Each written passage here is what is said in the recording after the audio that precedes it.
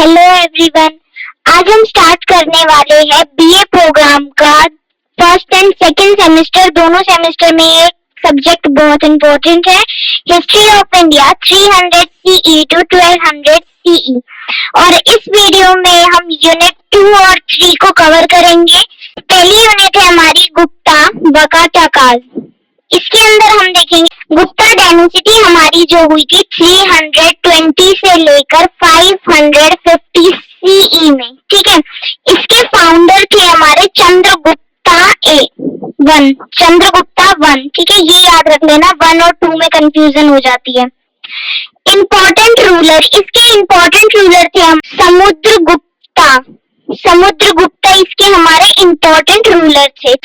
Known as Napoleon India, और इसको जो है नेपोलियन इंडियन से हम जो है जानते हैं। Expanded Gupta empire through military victories. Information found Allahabad pillars inscriptions, और ये इंफॉर्मेशन हमको मिली थी इलाहाबाद के पिलर्स की इंस्क्रिप्शंस के अंदर। चंद्रगुप्ता 2 को हम जो है विक्रमादित्य के नाम से भी जो है जानते हैं।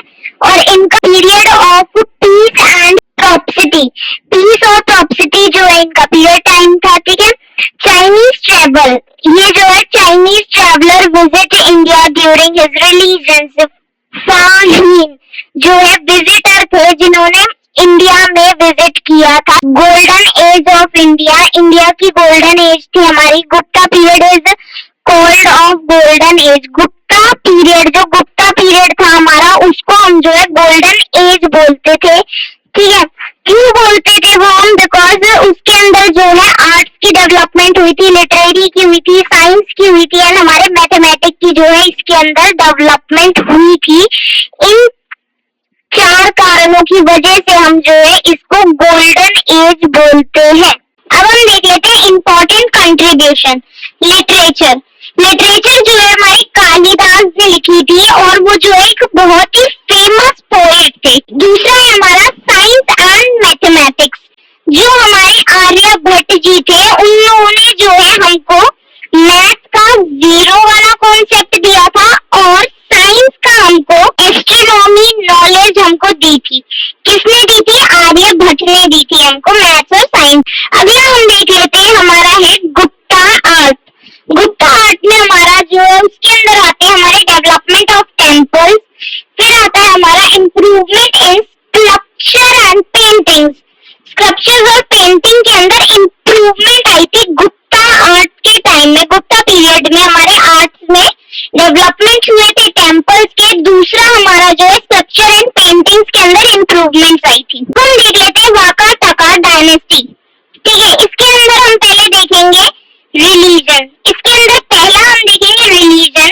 Rule mainly in Deccan region of India. Rule जो है ज्यादातर डिकेन रीजन ऑफ इंडिया में चलते थे वाकाटका के। अब हम देख लेते हैं इसमें इम्पोर्टेंट रूलर इसके थे वाकाटका डायनेस्टी के जो है इम्पोर्टेंट रूलर, वो थे हमारे प्रवासना वन, ठीक है। अगला हम देख लेते हैं कंट्रीब्यूशन जो था, पहला कंट्रीब्यूशन था support art and Buddhism. Art और बुद्धिज्म को जो है सपोर्ट किया था। किसने किया था? वाकाटका। दूसरा जो है famous of development of Azad canvas.